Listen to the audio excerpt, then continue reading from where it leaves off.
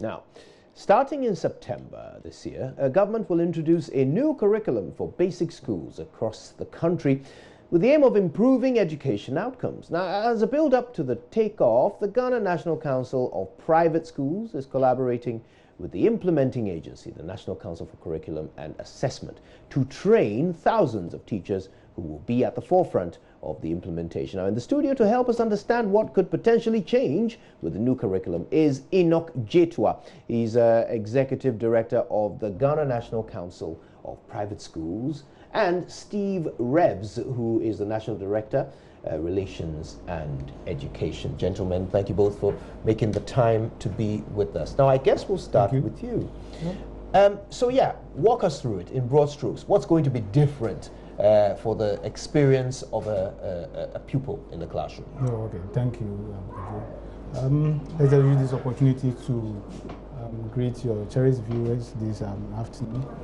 You know, the Ministry of Education is embarking on reforms, and one of the major reforms is the new curriculum that is going to be kickstarting coming September, as you already said.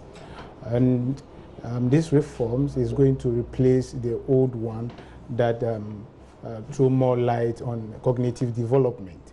But this one is going to be accessible by all, going to take control about the cognitive or this, let's say, the developmental stages of the child, taking into cognitive aspect and then the skill development of the child. So this is a new entire curriculum that we are going to have coming September. Right. Now, Steve, tell us, how are the teachers being prepared to implement it?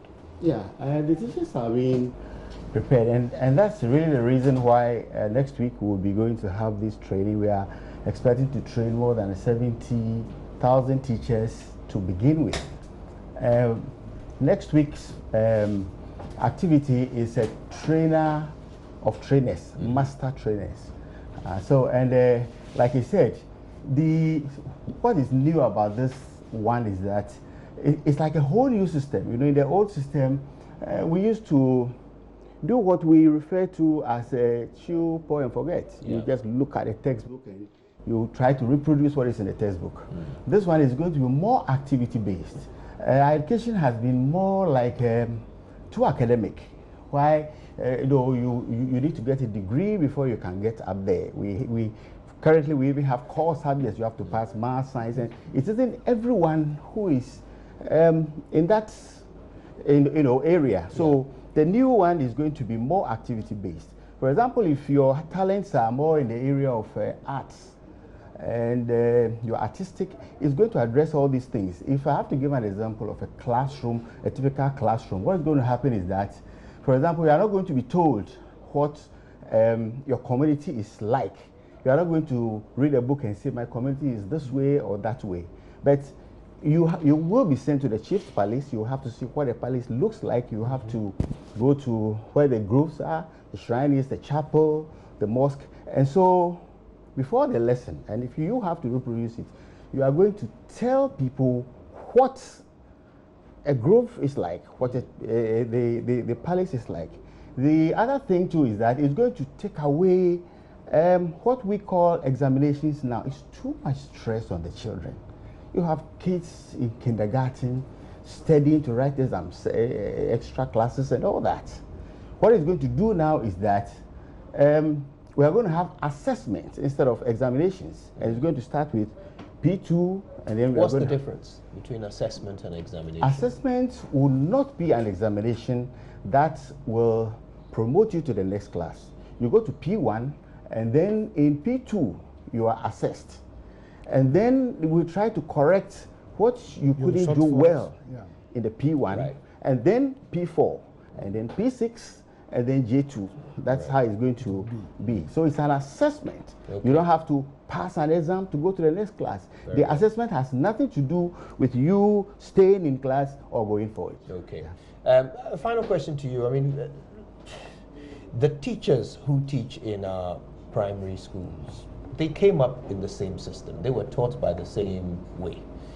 How are we going to ensure that they break old habits and start to teach this new curriculum in a way that actually does end up engaging children and teaching them practical ways of applying all the theory that we've been learning for decades. Yeah, that is why Reeves was talking about the training TOT, the TOT that is coming to be next week. We have a roadmap for this.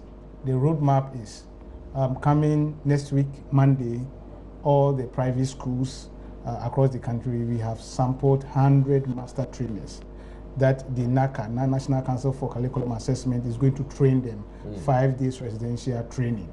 So afterwards, they will also go to their various destinations, such as regions and districts, to train the private school teachers. And we are envisaged to train 70,000 private schools. For this training, we are not just going to allow anybody to go in and do any short B work or anything, or quack training or anything, but we have, even the people who are going to be trained will be certified. Right. Then the teachers will also be certified by giving them an ID card that direct any, let's say, regulator shows that this person has gone through this training. So we have all this. 5 days of training is enough to change habits of a lifetime? We have about 3 or 4 phases. So the first phase is what I'm giving it to you. Right. The second phase will come.